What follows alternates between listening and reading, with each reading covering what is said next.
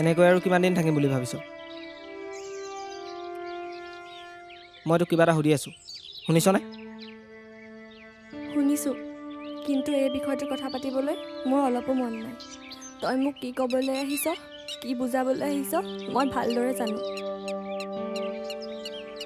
চা মেঘালী, তই এতিয়া তাৰ কাৰণে যিমান কষ্ট কৰিও যিমান কান্দিও একো লাভ নহ'ব, কাৰণ সি ঘূৰি নাহে। আহিব, মোৰ ভাল পোৱাবোৰ মিছা নাছিল।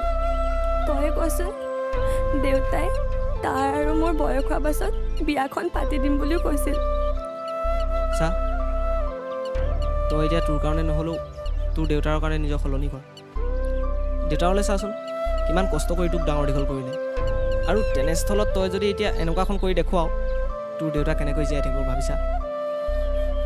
সেইকাৰণেতো দেউতাৰ পৰা আঁতৰি আঁতৰি কান্দি থাকোঁ।